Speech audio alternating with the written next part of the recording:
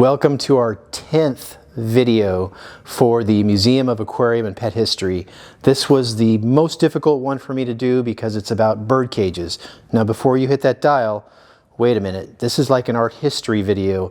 No one that I know of has ever done a video on bird cages. There's so many components, so much to know about bird cages, and really they're a lost art. I mean, they're a beautiful piece of architectural things that went inside the parlor, the house in the Victorian era. And well, I mean, you're going to want to watch this one. Now, this particular video is going to be on Victorian era cages, which we're looking at probably about 1850-ish and ending about 1910. We're going to do another video at a later date on the Deco era bird cages, some of my favorites.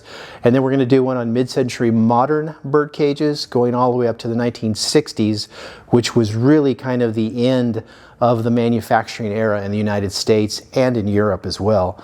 So this first video, we're really covering those dates from about 1850 to 1910. Some of the most intricate cages, some of the most difficult ones to make, and a lot of really interesting companies. I do want to dedicate this video to Barbara Werner, a friend of mine, who did the Hendryx Birdcage Hoarder blog that's on the internet. It's still up on the internet. That she doesn't do it anymore, but she was really one of the early people that was really interested in the history, mostly Hendryx history, and actually went the mile and did a blog on it. All right, so I do want to talk about some of the cages we're going to talk about today. We're going to talk about Osborn, that would be Charles Osborn. Talk about Lindemann, that would be Otto Lindemann and Company. Talk about Jewett and Sons, it's actually John Jewett and Sons. Talk about Gunther Cages. Talk about George Pierce and Company. I know the Pierce Arrow Auto people are going to want to watch that one. John Maxheimer, who actually changed his last name both on the birdcage and in real life. And J.J. Thomas out of London. And of course, Andrew Hendryx, who handed the baton after he passed away around 1910-ish to his son Nathan. And Nathan took Hendryx through 2 world wars and the Great Depression. So my hat's off to Nathan Hendryx. All right, without further ado, bird cages. We're going to start with John Maxheimer. And you could see this little decorative thing he did, that's where the actual bird cup goes. Right in here, the door lifts up and it goes in there. And you can see he's got a little plate with his name on it, Maxheimer. And the interesting thing about this cage, and this is really early, this is probably 1860s, but he did this little thing right here where he connects the wire. It actually is, it's not a solder. I don't know what it is, but that had to be incredibly labor intensive. And a cage like this did not last long because the manufacturing process was far too intricate, even back then. Then I'll show you 2 other cages he did. This is one that is brass, and you could see how they bent the wires here. That was something that was classic Victorian era. A lot of companies did that. But they gave it up because it was labor intensive. Now he didn't solder the wires, he actually put the wires through this crossbar, which is interesting because Lindemann said he had the patent on that. So I don't know how he got around the patent, but he did. But that's one of his brass cages. And a good way to identify cages, if they don't have the plate on them, is you could identify them by the feeders, providing they have the correct feeders on them, or by the top. You can see how this has the ribs on them. So that's one way to identify some of these old cages. And this is the last one that we have in the collection from John. And this one is the original paint. And again, this has the little small interesting attachment for the wires. Has a little plate on it which has the date that it was made in the 1800s. Interesting cage. And he changed his last name to Maxwell. We actually have it on documents that his cages went from Maxheimer, he didn't want to use that name anymore, to Maxwell. So you'll see cages that are Maxheimer, and then you'll see the same, you could tell it's his cage from the attachments, that say Maxwell on it. Okay? All right, let's talk about bird feeders. Before I go further, I need to give you a quick tutorial about bird feeders. Okay, when it comes to bird feeders, every cage has 2 feeders, and that's what we call them. We call them bird feeders, but one is for seed and one is for water. Bird cages also had these little things at later dates that were for grit. The other thing that they would have is things like this. This is milk glass, and this is clear glass. It has an embossed little bird on it. And this would be a bath. So this would be that the bird would jump down and actually, you know, splash around. It would also have a holder for cuttlebone that the birds would eat. So those were the main things. But whenever you see, you know, a bird cage and there's a feeder on it, a lot of times it's the most common feeder, which would be, oops, if I can only find them. These. So these are the most common feeders. This actually is, well, that's a Hendryx and that's a Happiness. Happiness was out of, says USA, but actually they were made in China and shipped out of Hong Kong. But the feeders from the 60s were like this. And if you find these on a Victorian cage, it's not the right feeders. The Victorians didn't use feeders like that. The Victorians had feeders like this milk glass. This one here is a Lindemann. This milk glass, that's a Hendryx. This one, which is real rare, that's a Maxheimer right there. Then you get into the hand-blown feeders, which would be put on sparrow cages, mockingbird cages, minor bird cages, and things like that. Some of these, a lot of these are European, especially Belgium. Belgium did even to this date, they still do hand-blown feeders, believe it or not, in Belgium. But that's a hand-blown feeder. This is a mold-blown feeder, but it's unusual that it's pink glass and it's ribbed like that. Then you get really odd feeders. This screwed into like a little water thing, which we don't have. But this is Audubon Utility Manufacturing Company out of Santa Ana, California. So that's really strange. Then of course you get another Lindemann feeder. This was definitely Victorian. You get another milk glass feeder right here, very Victorian. This is very old. And then you get, of course, these are the miners' cage feeders. So, you know, the miners that went into the coal mines and whatnot, and they wanted to make sure that no toxic gas was being released. So they had a canary in there, and if the canary died, they all got out. But they'd bring the canary in, you know, every time they went in the mine. Plus, if it was a male canary, it would sing, which probably they liked. But these are the little terracotta, the little clay-fired feeders that went in the miners' cages. This is a rare winged feeder. And this looked like this was a Hendryx. I believe this was a Hendryx feeder, but it's unsigned. And then you get some really cool feeders like this one here that says, "Don't forget to feed me," with a little canary on it. And that's English. The English were great at doing that, putting little sayings on their feeders. In fact, the American companies would put their names on the feeders in most cases, but the English companies, even the bird seed companies, would sign their feeders. Like this was a very famous bird food company in England called Heinz, and they actually put their name on the feeder. And then this is probably one of the more common feeders you find on Victorian cages. You find the tin top feeder. So it's a feeder with this, it's a glass on the bottom, has a little tin top on the top. And this one looks like it probably is Lindemann. Could be Osborn though. And last but not least, this is probably the most common look of a feeder that you'll find all the way up to the 60s, which they'd be clear. But this one actually is 1920s because this one's Vaseline glass. So this is uranium glass. It actually has uranium in it. It glows under a black light.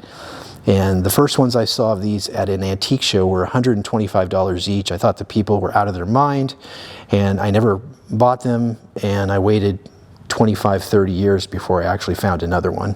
So that's how uncommon they are. So that's a Vaseline or uranium glass feeder. So again, you're always going to have two feeders. Now, just to jump ahead a little bit, just to tease my Pierce Arrow friends, here's some Pierce Arrow feeders, and the Pierce, John Pierce is on the bottom. It's very faint. And there's an American eagle and a crest on the outside. Then you've got these, which are very, very streamlined looking, and Pierce's on the very top, which I never knew until I joined the Pierce Aero Club and put something on the wire, and some people came back with pictures of a few feeders, and I saw that it was signed on the top. But when you look at it at first, especially with my old eyes, you don't see that, but it's actually on the top where it's signed. Then you've got these, which is Heinz Munschauer, and this is, it used to be Heinz Pierce and Munschauer, and then Pierce quit, started his own company. So this is when they were, you know, Sans Pierce out of Buffalo, New York. These were two of the feeders that they made. Purple glass because it basically is sat in the sun for 30, 40 years probably, or dug up underground, hard to say. And then of course this one actually is milk glass, but this one is Jonathan Pierce out of Buffalo, New York. So this is Pierce & Co. This is the holy grail of bird feeders. All the Pierce ones are. All right, that's a tutorial on bird feeders. Oh, one last thing. For parrots, you've got OL & Company, which is Lindemann, New York. There's a nice little steel feeder for parrot cages. And then here's a Lindemann Bird Tonic, which you never find these. I mean, these bird cage companies, they really got together with some other people to make things like this for them. And they only did them for a short while, maybe a couple of years. So that's a Lindemann Bird Tonic. All right, back to the cages. So this cage here is John Jewett. And Jewett is one of the older Victorian companies. In fact, I believe they sold out. And I don't know if it was piecemealed out to the big three, which would be Hendryx, Osborn, and Lindemann. I'm not sure, but I see in the later catalogs, you know, the ones from 1870s to 1890s, I see a lot of cages that look like they came from Jewett. So, but John Jewett was one of the first production birdcage manufacturers in the United States. You've got, again, the tin top feeders, glass with a little tin top, and it's hand painted. You've got stamped doors, stamped tray, little tin feet, and a chimney on top. So that's John Jewett. And I believe, here's another one, and this is why I think there's some of the oldest cages. This one I really like. And this one is, it's got squiggly lines all the way in the front, all the way around the cage, which is just incredible. And here, of course, is your little thing for your cuttle bone for your bird to eat, so he gets calcium. And then you've got this crazy looking base tray, which I've never seen before, the way that they've done this. A lot of labor, a lot of steps. So again, this is really, when I look at Victorian, I divide it between old Victorian and newer Victorian. This is definitely old. This is definitely 1860s, late 50s, 1860s, right in that time frame.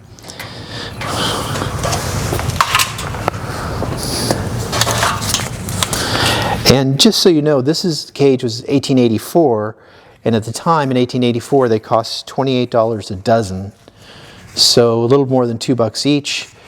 But considering that back in those days people made, what, maybe $3 a week? I'm taking a wild guess here. I think it's about $3 a week is what people made back in those days. So this would be a week's salary to afford this cage here. This is also a John Jewett bird cage, and this one is 1884. These cost $9 each, which was a fortune in 1884. You're talking a few months' salary for someone. It has the original bird feeders on it. It has little pigeons on the top as the finials. It was in incredibly bad shape. Sometimes cages that are over 100 years old are when they come in. So it needed a lot of bending to get it back into shape. And we did actually repaint this one to try to make it look more original instead of just a rust bucket. But you can see it's a pretty elaborate cage. It's beautiful with these little things down here. I'm not sure what those are, little feet. Although it is raised with its own little foot at the bottom. So it's footed at the very bottom. So that is a John Jewett and Sons cage. He had two sons that work with him. Ferris wheel cages. That's what the collectors call them. They call them the revolving wheel cage, is what a lot of the catalogs call them. This was Jewett's again. This was very old. This is 1869 is when he patented it. And this particular one is out of the 1884 catalog. But what's interesting is Jewett wasn't the only one that had these, and he had the patent on it. So he must have licensed it or closed his company early in the, not early, but like in the 1880s, closed it and sold the assets to like Hendryx or Lindemann, because a lot of the companies had the revolving cages. I've noticed that in the catalog for Heinz and Munschauer, which was Pierce's old company, that he also had the round cages. Let me show you one more of the what we call the Carnival cage or the wheel cage. They came in 6 or 7 different styles, and the oldest ones have wood bases. Now this one was recently painted in silver leaf, but there you could see this is probably one that was Hendryx or Lindemann, one of the two. Oh, Hendryx, there you go, right on the door. So that was a Hendryx wheel cage. And a lot of these come in with bent wires, rust. I mean, they come in horrible condition. So we have to rebend the wires out, get the wheel working, and then we have to decide what to do. We don't want to replate them.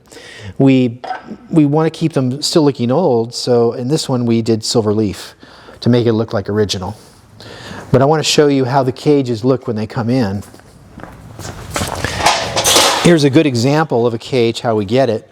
That's a Victorian era cage, and this is a nice cage. It's very old, but you've got a wooden top. You've got this, it's not completely square. It's got these little side panels. It's got the very old feeders that didn't attach to the cage unless you had the little wire there that attached to it. But you could see it's totally rusted. Rusted, a lot of bends, whatnot, clips. And you have to make the decision from a conservation point of view, or conservator point of view, is how are you going to restore it? Are you going to leave it alone? The best thing to do when you're restoring anything is don't. Less is more. Unless the cage is so badly damaged, we try to leave them alone as much as possible. All right, I'm going to show you now a Heinz and Munschauer cage. This again, because this is really old. So you can see this cage has very old feeders. That actually looks like a Pierce feeder, and that one could also be a Pierce feeder. But the cage is in the Heinz and Munschauer catalog. So, the bird cage business was an interesting one. If someone was going out of business, another cage company would buy the machinery, the molds, the patterns, that kind of thing, and they may take over the cage. So you'll see it in one catalog from one company, and then years later it'll pop up in another catalog. Hendryx was the king of that. I mean, I believe that Lindemann and Osborn went out of business either before or during the Great Depression, and Hendryx bought their assets, because you'll see a lot of some of the vintage Lindemann and Osborn cages from the late 1800s to 1910 or so. You'll see them pop up every now and then in the early Hendryx cages, the cage catalogs. So that's a pretty cool cage and very rare. I'm going to show you some English cages. Oops, as I just broke that wire. So you could see the embossed canary bird on the side here. You could see the red glass. You could see the feeders that actually are tapered with metal ends. And the way the door opens up, you have a little milk glass round feeder that goes there for either water or seed, and then you just close it up. Well, try to close it up. Now, what's interesting, and one of the ways you could figure out how this is English, well, first of all, the Americans never did the feet like that. Second of all is this red glass.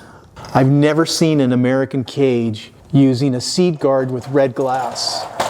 Red glass is the most expensive glass that you can actually use, because to make it red you have to add gold to the slurry, to the potash and the silica and the 3 ingredients that they use to make glass. You have to add gold to it to make it red. So only the English really did that. I never saw it in German cages, Flemish cages, or Czech Republic cages, now Czechoslovakia. Okay, so here's another English cage. Again, you could see the, you could see the red glass in the front. You could see the very intricate doors that they did. And again, these will come open and then you'll see the little milk glass feeders that tuck right in there. It's kind of cool. And somebody put wood on the bottom of this cage. I don't know if that was original or not. No decorations on the bottom, which was both the American cage companies and the German companies did decorations on the bottom, but the English, I've never seen it. And the English like this square cage type. I didn't see as many round cages from the English, and in their catalogs anyways. But the glass is gorgeous. Again, red glass, which has gold in it. And that's got like a pattern, so it's really beautiful.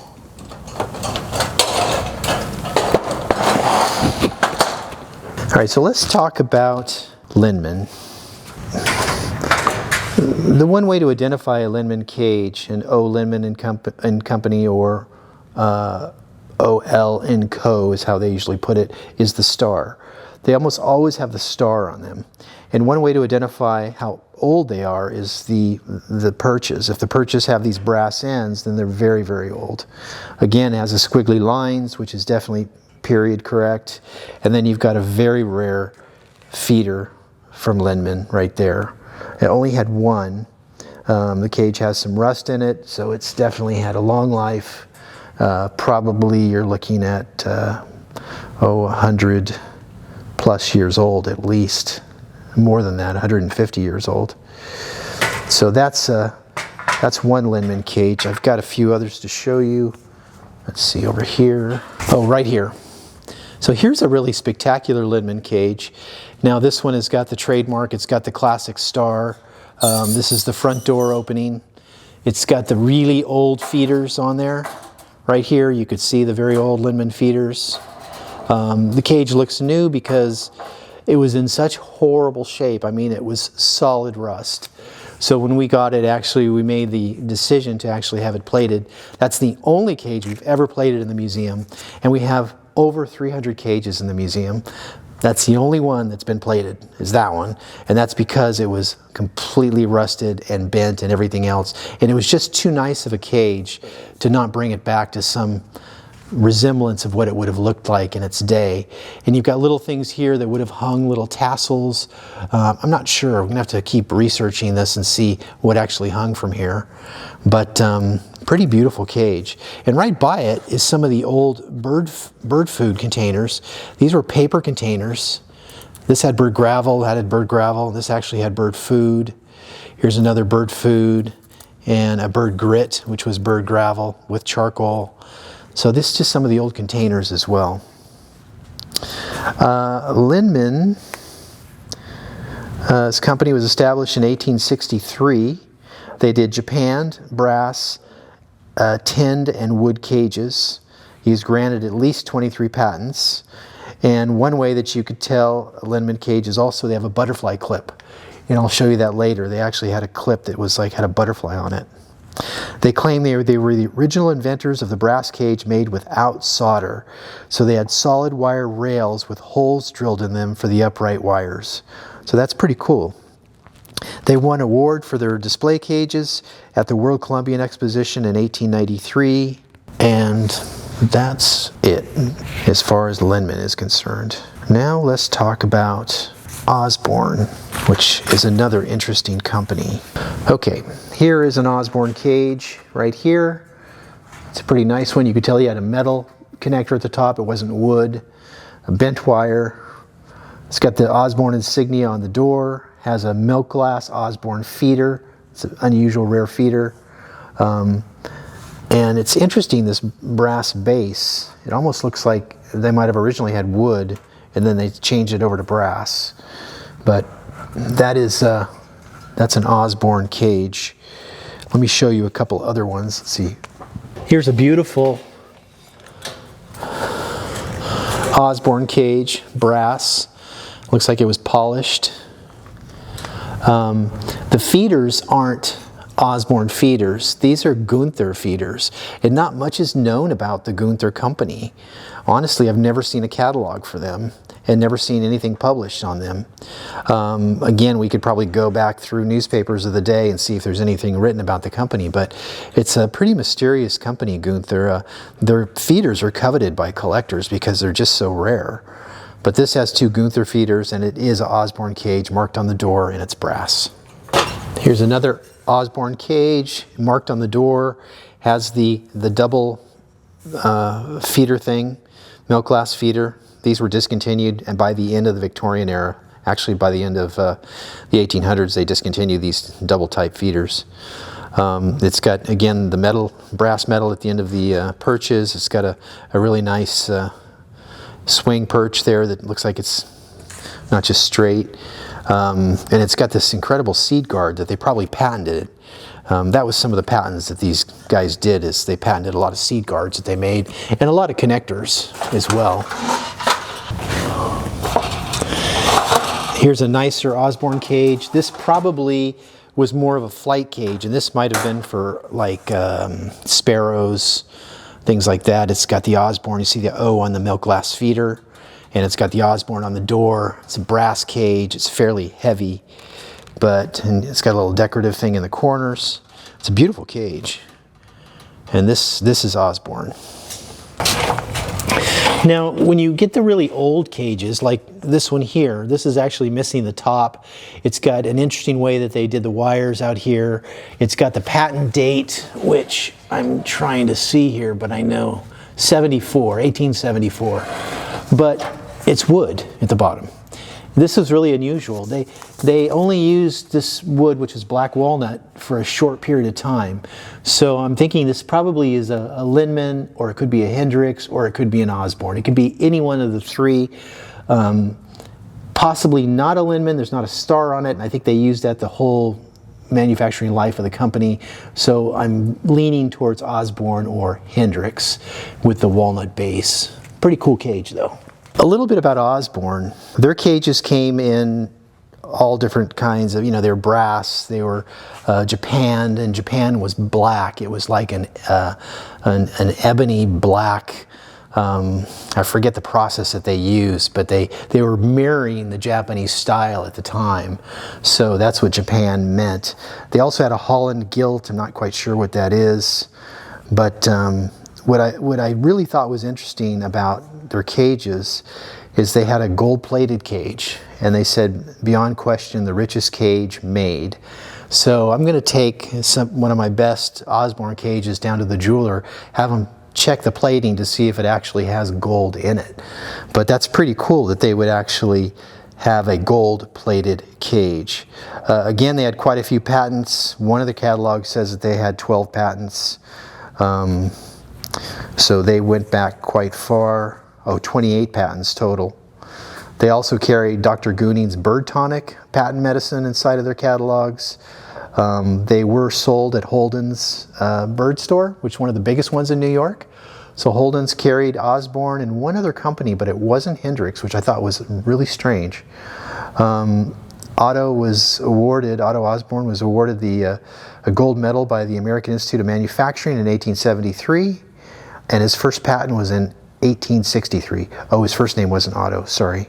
That was Lindemann. Lindemann's first name was Otto. This here is what's called a fiance, or a ceramic bird cage. This would have been imported from Italy. Difficult to date them just because these were made originally as bird cages, and then they were made as decorative items. So the reason that we put this in the museum was I found it, and it had ceramic feeders that were attached on the inside. And it also had a door to let the canary in and out. And a lot of the decorative ones, there's no door and there's no feeders, so that's really the way to tell. Plus, it's got crackling on the glaze.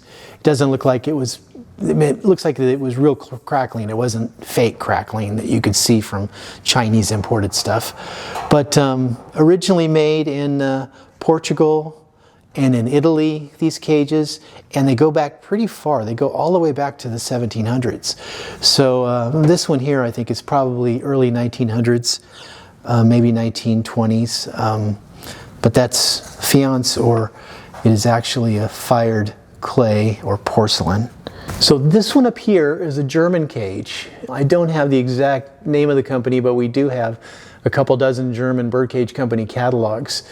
But the Germans are very innovative. They have this little staircase here, or actually very, very decorative. Little staircase, little place here that the bird can look out of. It's an interesting cage. This was in really bad condition when we got it, so we did some restoration on it, and we have to pretty much guess on the color. A lot of times we'll go down and we'll find what the original color was, and we'll try to bring that back. But that is a imported from German cage, and that's probably about 1880s is the date. So this is sorry, the film on this cage is tough because we can't get it out, but this is a glass cage. It has glass perches, a glass swing, and it's really intricate in that it was made with all these little metal parts with glass in between it. When we got the cage in, I found a beautiful stand for it, which I put it on, and the cage broke right here. There was a weak point, and the bottom fell off, and I didn't even look on the ground for like 2 weeks. I was just heartbroken. And when I looked and put it all together, it wasn't as bad as I thought. Took it into my glass guy, who actually put it back together for us. But glass cages like that were probably made in the Czech Republic, which was Czechoslovakia back then.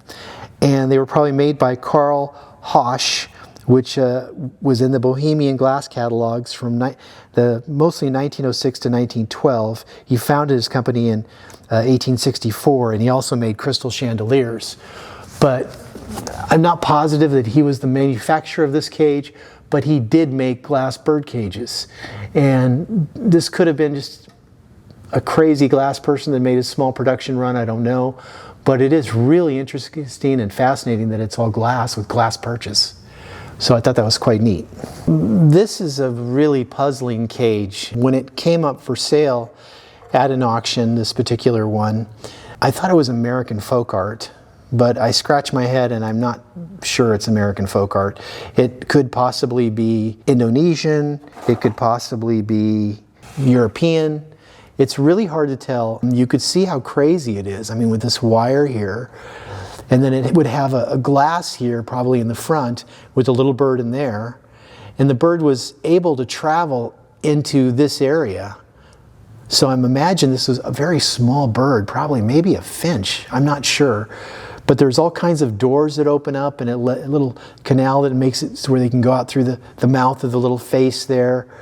It's a super interesting cage, but we don't know enough about it to really say for sure that it's American or it's Indonesian or it's somewhere in Europe made this cage.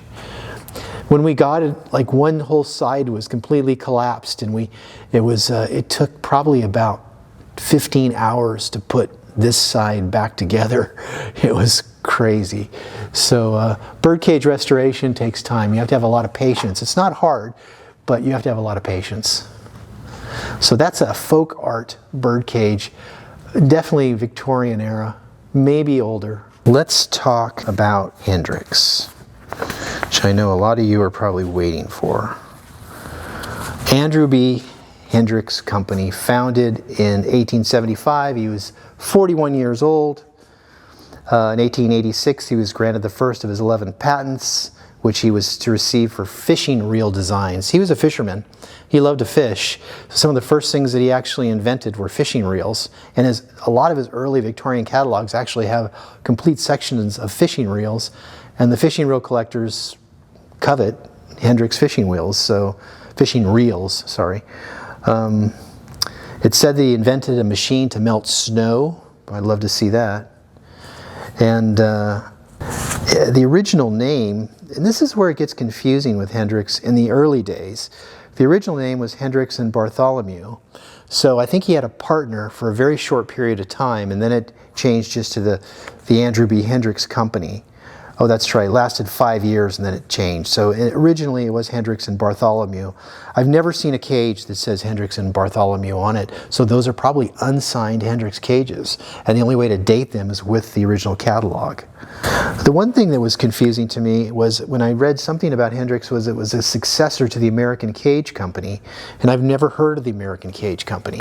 So I don't know if Hendryx started with fishing reels and then bought this company called the American Cage Company and turned it into Hendryx and Bartholomew, which later became Andrew B. Hendryx Company, or not. But that's some of the questions we have to work out with time. In 1891, his catalog had 5 of the wheel cages, 5 of these in 1881. Remember I told you these were Jewett's design, he had a patent on them? So somehow he had to cut a deal with John Jewett to do the wheel cages, because he had 5, and one of them had a wood base. The one thing that I'm really amazed by with Hendryx, and I'll talk about this again as we go forward into some of the other talks, was Nathan was born in 1880. He was highly educated, including the Sheffield's Scientific School of Yale. He worked with his father, and he took over the company in 1907 at the age of 27 years old. He took over Hendryx, 1907. So Nathan took Hendryx through World War I, the Great Depression, and World War II, which is amazing. I mean, I hats off to Nathan, because usually the second generation sells the company, bankrupts the company, or the company just goes away, whatever happens. It's interesting because Andrew had 5 children. He had 2 daughters and 3 sons. 2 of his sons were also named Andrew with different middle names, and then there was Nathan. Now, I never see anything about the 2 other Andrews. I only see things about Nathan. And I also see later, like probably in the 30s or 40s, who took over the company probably from, or maybe the 50s even, from Nathan, was one of the husbands of the daughter. Actually, 2 of the husbands of 2 of the daughters were running Hendryx at some point in the 20th century. So it stayed in the family all the way up until the 60s, when a publicly traded company bought it. I think the Hendryx family was still running it, even though the publicly traded company had it, but they did go bankrupt in the late 60s, and we'll talk about that more in a later video. So that was Hendryx. They have some pretty crazy cages. Let me show you a few of them. All right, so here's a Hendryx cage made out of wood. Now, I don't think this is Victorian. I think this actually probably is 1920s. So I'm cheating here a little bit. I'm giving you a taste of the Deco era. Although it's not a Deco cage, it's more like an arts and crafts cage. But it's unusual to use wood in cages. It was very problematic. It was very labor intensive. You could have supply issues possibly. And normally they used walnut. At least Lindemann used walnut. I'm not sure what Hendryx used. This almost looks not like walnut. I'm not sure. It could be. But that's a Hendryx wood cage. Here's a amazingly deluxe Hendryx cage with wood at the top. Blue glass feeders. They have to put cobalt in with the mix to get blue glass. Little rounded feet. Wood at the base. Wood up here. Inlaid metal. Very intricate cage. Hendryx was pretty amazing. They were the king of advertising. Nobody advertised like Hendryx. Hendryx advertised everywhere. And at one time, I think they had something like 350 cages in a catalog. I mean, no one had that kind of quantity of cages. And that only goes to show that they did buy out a lot of companies. I'm sure that they bought out not just Lindemann and Osborn, but probably Gunther, probably Jewett, probably quite a few other cage companies. And, you know, up until then, Jewett really was the dominating force. And I would say the not early, but the mid-1800s, up until about 1870, 1880, I think Jewett really was it. But the other companies came along and gave them a run for their money, and they basically closed shop and sold out. Here's a little Hendryx point of purchase. This would be like on your counter, basically telling people that they can get pet furnishings by Hendryx. So this probably was something around 1940s. And because at that time Hendryx had bought out a leather company and was making dog collars, dog harnesses, dog leashes. They were also made dog beds. So they diversified. And this is cool. This is a little transport cage. This is probably English or Belgium. It could be Flemish. And this is if you were going to show canaries and take them to a bird show, you could transport them in this little cage. You'd have your water and your seed feeders there, and this would take you, and then you'd put them in a show cage, which is another little smaller cage. Here is two other Hendryx. This is definitely a Victorian Hendryx. You've got the wood dowel on the top. You've got the original paint, blue and green. So this has not been painted or anything. That's original.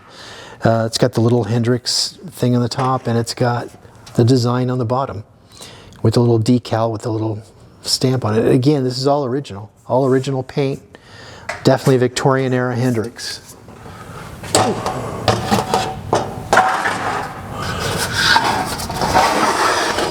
And here's another Hendryx. Again, here's one of the rare Hendryx feeders. The milk glass ones that actually slipped into this little door, the door with the hearts on it, which is really cool. The door actually flips up, and you could see Hendryx on the back of the feeder. And the feeder would just come right out, or go back in, close the door, and actually you'd go up a little bit, and the door locks in place. Goes down and locks, which is kind of cool. And you can imagine if this cage was polished up, it's just beautiful. It's got the seat guard, which Hendryx probably patented. It's got this little door here, which is stuck. There we go. But a lot of work to make a cage like that. Expensive. You know, these probably only lasted in the catalog somewhere between 1880s up until about 1910, and they were discontinued because they were too expensive to manufacture, and also taste change. You know, after World War I, forget it. People wanted Art Deco. They didn't want the Victorian look anymore. So we're going to talk about this cage. This is probably something that was pretty amazing. I knew it was special when I found it because it was overbuilt. I mean, you don't find turrets here on both sides. You don't find the round top. It just was an overbuilt cage of a design that I am not familiar with. So, and when I found it, it had two of these feeders on it. So I looked at the feeder and said, I've seen this before somewhere. I took these feeders off and I put this feeder on there. This is a Bartholomew feeder because I thought it fit better, actually, than these did. But when I went back and researched the feeders and whatnot, I thought, this is a Pierce bird cage. So what's the big deal about a Pierce bird cage? Well, let me tell you. George Pierce was born in Friendsville, Pennsylvania, moved to Buffalo, New York at 17. Several jobs later, he partnered with friends from that area, and he started a company named Heinz Munschauer. And that's what this feeder is, Heinz Munschauer. And this is George Pierce and Company, this feeder. So he partnered with them, and they made refrigerators, bird cages, ice boxes, and bathtubs. You probably want to know, because I want to know this question, in the 1800s, 1870s, there was no electricity, so how did they have a refrigerator? Well, they didn't. Well, wasn't it called an ice box? Well, it was. So they had both refrigerators and ice boxes, but they were pretty much almost the same thing. One of them was to keep your ice as cold as possible, and the other one, the ice sat on the top, and it kept your food cold below. So it was just a design element, but they both worked off the same principle, block ice. So I just had to tell you that one. He left in 1878, started his own rival company called the George N. Pierce & Company, which made children's tricycles. 1889, he made adult bicycles. 1892, he dropped all products except bird cages, ice boxes, and bicycles. 1895, he stopped the bird cages. In 1899, him and his partners made a gas-powered car called the Motorette. And in 1909, they introduced a 4-cylinder motorcycle, which cost $325 at the time. The company built 8,500 of them, and less than 15 survive today. One of the first people to build a 4-cylinder motorcycle, incredibly rare. But what's really cool about Pierce is, you know, after he passed away, he put a team in place. He was a stickler for quality, and it really got him in the end. But they developed the Pierce Arrow automobile, and if you've ever seen classic cars, Jay Leno's Garage, the Pierce Arrow is the American Rolls-Royce. That's what they call it. Presidents drove them, royalty drove them, Mafia drove them. People that had money drove Pierce Arrows. They were one of the most elegant, well-made cars of the time period. And I believe they went out of business in the 30s, if I'm correct, I'm not sure. But what got them in the end was they never made an affordable car. And during that time, people wanted affordable cars, and so they just didn't do it. They would not deviate from making that kind of a luxury car. And everything they made was luxury. The four-cylinder motorcycle they lost money on. It was incredibly well made. And there's so few left, and they're coveted. They're only in museums. Other than that, the bicycle he made was direct drive. I mean, it was a gear-driven bicycle, but it didn't have a chain. I mean, if you look at pictures of it, it was just incredible. I mean, so I joined the Pierce Arrow Club just because I wanted to know more about this cage. And a lot of the people had feeders and sent me pictures of the feeders, so I knew. I was looking back here and looking down here to see the name of John Pierce. It was at the top, and I didn't see it. So his name is on here. And I have other feeders from the Munschauer company, the first one that he was in with a partnership, and those are also embossed with the name of the company. So that's the Pierce bird cage. It's pretty amazing, amazing that we even have it. The people from the Pierce Museum said he's been looking 19 years for one, has not found one. So I'm just grateful that we actually found it, was able to do a little bit of restoration on it because it was in pretty bad shape. Just after doing the research, I'm 95% sure this is a George Pierce and Company bird cage. So thank you for watching the first installment on our birdcage videos. I'm happy if you made it all the way through. Again, this is probably the hardest video we've done because there's just so much to know in bird cages, and we're just cutting the surface on Victorian era cages.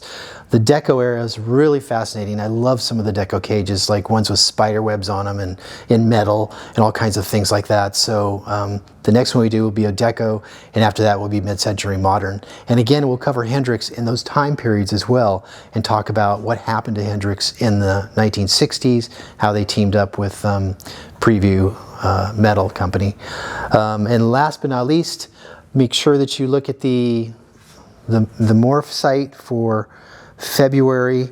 We have one by Joe Ferdenzi, Pioneering Aquarists, The Legacy of William Holben.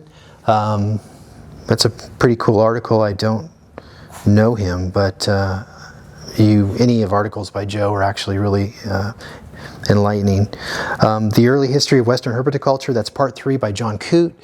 That was my favorite part. I love part 3 because he talks about tortoises, and he talks about how some of these tortoises lived on ships in the ocean, like with pirates and whatnot, and how some of them, once they got on land and they lived with royalty, with royal families, and they lived up to 140 years. 2 different tortoises he talked about lived 140 years in captivity. That's crazy. Last article is for dry tank setups for vintage aquariums and fish bowls, and I put that together with photographs from 3 friends of mine, from Paul Wetlaufer and from Ken Larimer and from Ron Lucetti. And it's all showing you, if you've got a crazy collection of antique aquariums and you haven't set them up yet with water, or you don't want to, that you could dry tank set them up. So you can use coral sand, you could use black fan coral, you could use castles, you can use old vintage ornaments, you can use trade cards, you can use all kinds of stuff to really make it a little decorative scene or scenorama that's inside of your house. So in any case, check out all those articles, check out all what's new in February, and again, I thank you, and until next time.